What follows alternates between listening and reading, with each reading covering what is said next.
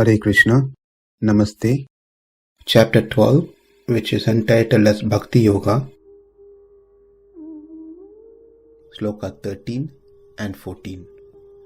Adveṣṭā sarva-bhūtānāṁ maitraḥ karuṇa eva ca nirmamo nirahaṅkāraḥ sama-duḥkha-sukhaḥ kṣamī santuṣṭaḥ satataṁ yogī yatātmā dṛḍha-niścayaḥ arpita-mano-buddhir mad-bhaktaḥ priyaḥ.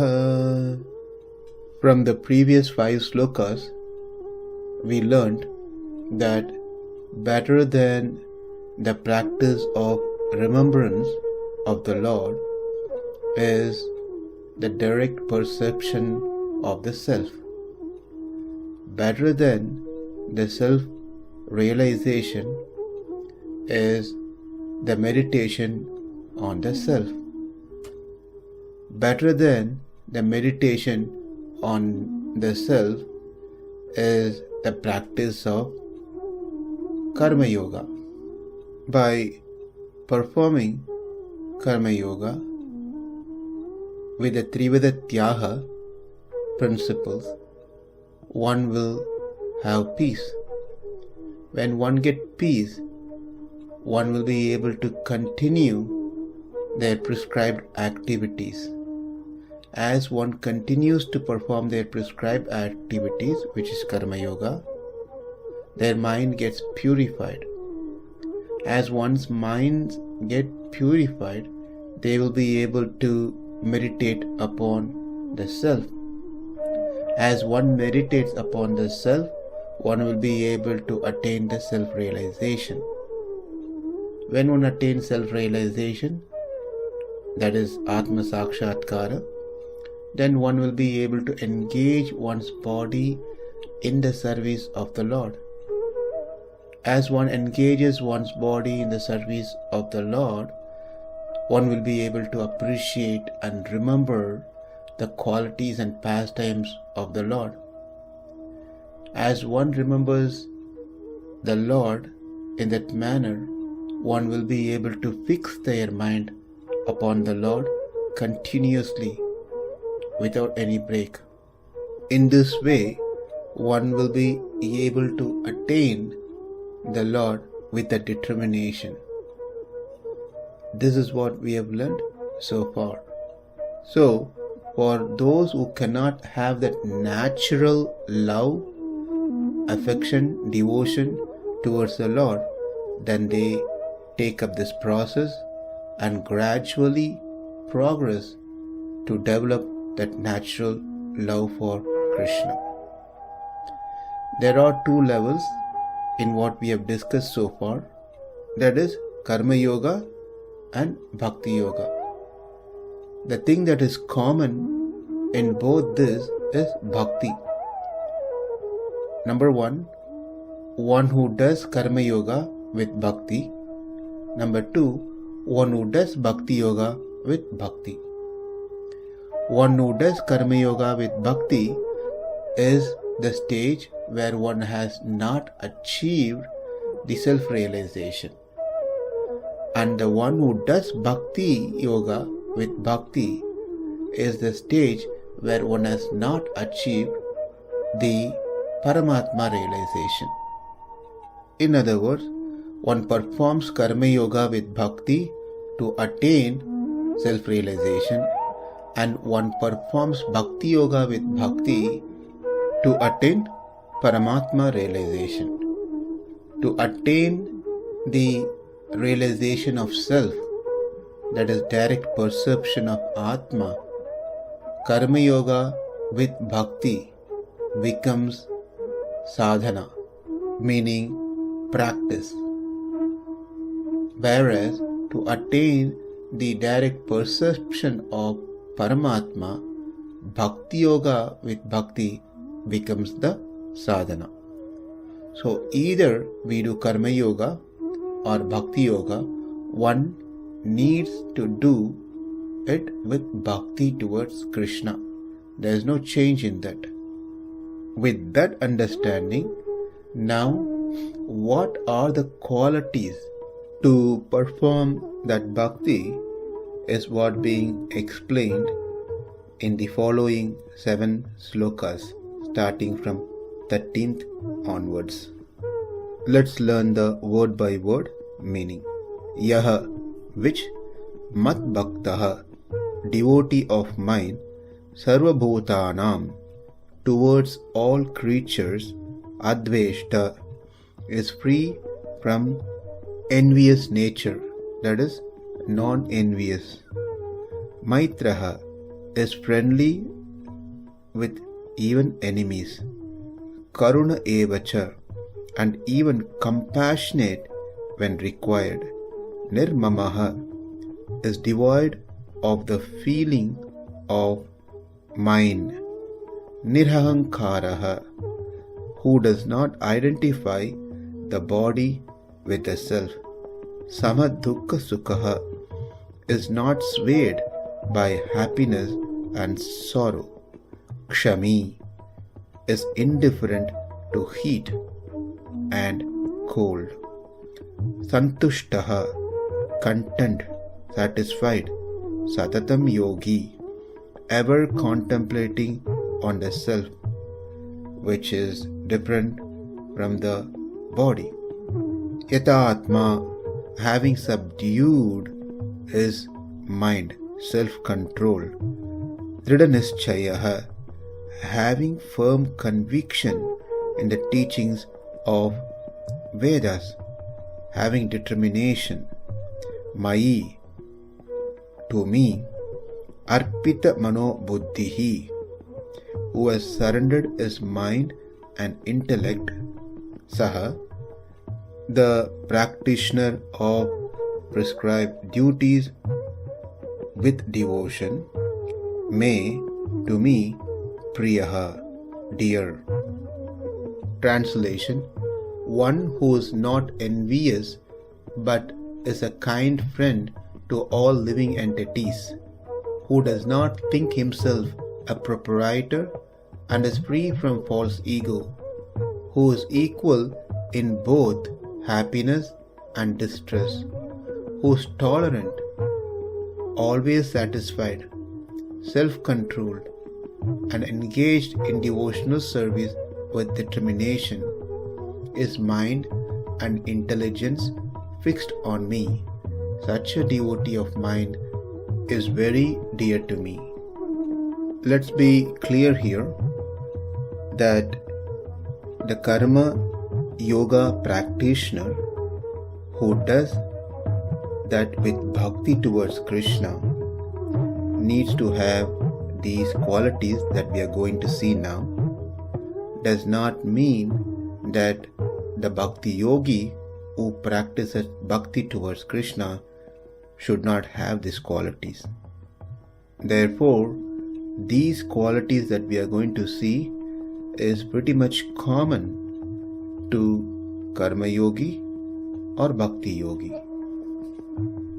One who is not envious but is a kind friend to all living entities, who does not think himself a proprietor and is free from false ego, who is equal in both happiness and distress, who is tolerant, always satisfied, self-controlled, and engaged in devotional service with determination, his mind and intelligence fixed on me. Such a devotee of mine is very dear to me. Let's start seeing each of these qualities one at a time. First one, adveṣṭā sarva-bhūtānāṁ. Never hate anyone, never show anger to anyone, especially towards those trigger the event. Let's understand this. Adveṣṭā. Dveṣṭā. Dveṣṭā means hating someone. Adveṣṭā means not hating. Not hating sarva-bhūtānāṁ, anyone, any living entities. Though that is the best qualities that one should have. If we apply that in practicality, we know that we do not hate everyone. We hate only certain people or certain things. Those who hate us, we hate them. Those who fight with us, we hate them. Those who do not cooperate with us, we hate them. Those who trouble us, we hate them. Those who go against to our expectation, we hate them. Those who act against us, we hate them. So here, we should not hate anyone is certainly a great quality. But if I don't even have a connection to someone in some way, why even I'm going to hate that person? So here we should not hate anyone. Make sense to those people who hate us, who fight with us, who do not cooperate with us, who troubles us, who goes against our expectation. Towards those people especially, not showing hatred. So one does not hate any being even if they do him any wrong by words or by deeds. So now comes an important question. How can one be like that? First thing we all must be convinced fully is no one has any power to harm anyone else. No one has any power to do anything wrong to anyone else unless and until that is being orchestrated or approved or overseen by the Supreme Lord Sri Krishna. So certainly Krishna's hands are there in every event that happening in our life or in general. So the idea being conveyed here is one should think that Krishna impels them to do wrong thing towards me to award a punishment through them. They are not acting independently in doing wrong thing towards me. Hence there is no cause to develop hatred towards that person. Now the next question is, why Krishna needs to engage someone, impel someone to do something wrong to me? The obvious answer is going to be because of my karma.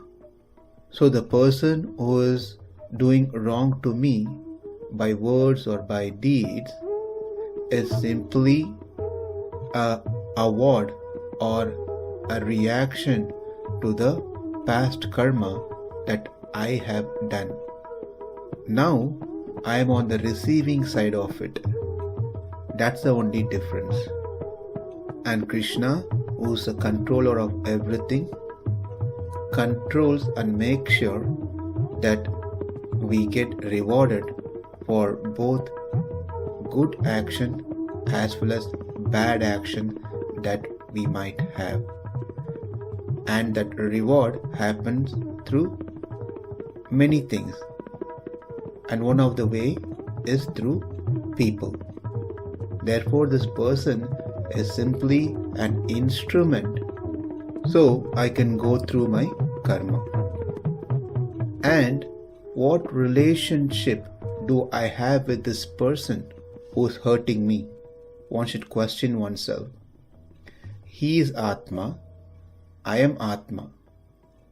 Atma and Atma has nothing to do with each other directly. But that Atma in this body, my body, and that Atma of the person who is hurting me is in his body. So the body that I received is due to my karma, and therefore the person who is hurting me cannot hurt my Atma. He can only do to my body. But I know that I am not this body anyway. Therefore all he does is to my body, not to me, as he cannot touch me, as he cannot see me, as he cannot feel me. Therefore, why should I be disturbed by someone doing wrong deeds towards me, as it is only meant to my body? And if at all that happens, that is a only means to reduce my karma. And Krishna makes sure that happens through someone. When we hate someone, obviously we will not be in peace. Maybe the other person who is hurting us or doing wrong may be in peace. But if we get affected because of that, then it is we that won't have peace in mind. When we are not in peace, we will not be able to bring our mind under the control to focus on anything. Then what to speak about Atma and Paramatma? We can never do that one. So the points that we have to train ourselves to our mind, educate ourselves, is no one has power to harm us because they are not independent. They are dependent on Krishna, like how I am dependent on Krishna. Everyone is dependent on Krishna. It is Krishna who makes them as an instrument for my benefit to get rid of my past karmas. And since I am not the body, I am Atma, as long as I am in this body, as long as I have my karma still, I have to go through the sufferings that given by other living entities. And that suffering is simply due to my past karmas. Therefore, there is no reason why I should develop hatred towards them, or to anyone for that matter. Adveṣṭā sarva-bhūtānāṁ. The second one is maitraḥ. Maitraḥ means friendly. It is not sufficient if one does not hate those who do him wrong things. One should show a friendly disposition towards them. The first quality we saw is not showing hatred nature towards others, especially those who are doing wrong thing to us. The second thing is maitraḥ, being friendly with everyone. It is very easy to have good friendship with those who show their love to us, those who like us, those who are very submissive to us, those who help us, those who accept us to be a great person.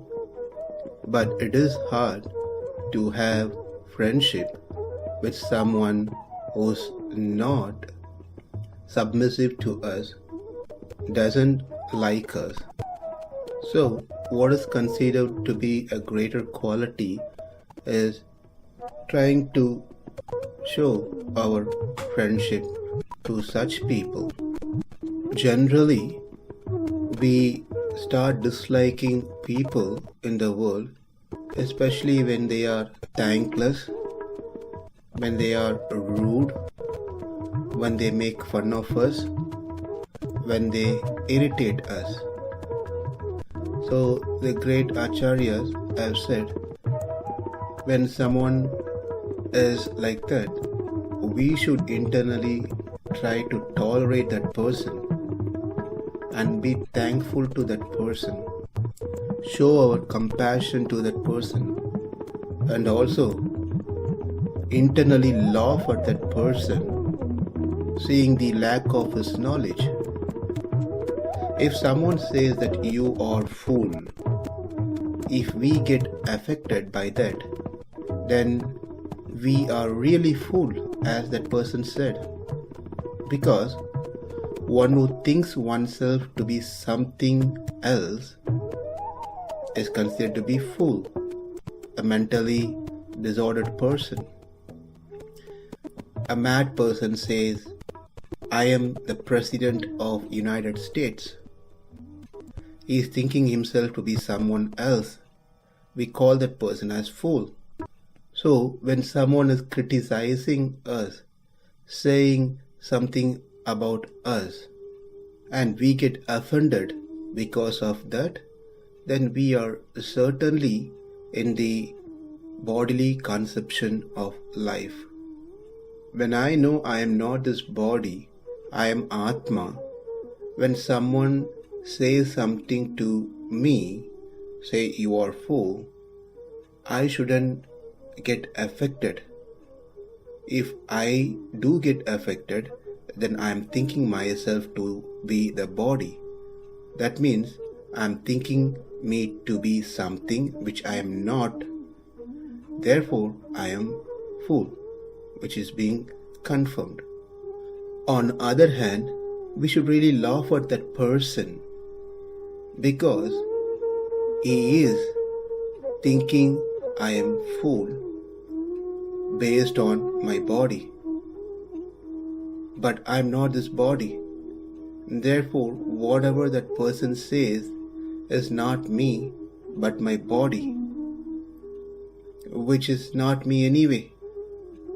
So therefore, whenever someone criticizes, says something, all we can mentally do is laugh at that person because they are wasting their time, energy on criticizing something which is not me. This is simply due to their lack of knowledge. Such people, we can show compassion that they are committing mistake by speaking like this. Therefore, we feel pity for them for what they are going to get as a bad reaction in future. The third reason is being thankful because that person is helping us to reduce our karma, bad karma. The fourth reason is to consider this is all happening due to my karma and tolerate that person when things happens like that. Maitraḥ. The next one is karuṇa. Karuna means compassion. One should be compassionate even towards those who do harm. That is to say, if these persons are in difficulty, one should not feel happy about it and start feeling he is repaying for the mistakes that he has committed for me. Let him suffer. Rather, one should feel sorry and try to help that person. This is an important quality because one may practice adveṣṭā, maitraḥ, meaning not being envious or hatred towards others and being friendly to others. But when it comes to helping others during a needy time, one should not shy away. One should show their compassion by helping such people. Because there are people who are very friendly to others, but then when it comes to help, they disappear. And of course, on the receiving end, one should not have friendship for the sake of just getting help from others. This compassion should be a natural tendency between friends.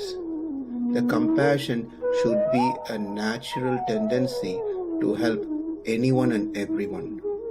The compassion should be a natural quality to help even those who harm us. If they are in a difficult situation, one should not think they are going through their karma and let them suffer. Rather, one should try to help them to the best. We have seen 3 qualities. We'll continue the rest in the next session. Namaste. Hare Krishna.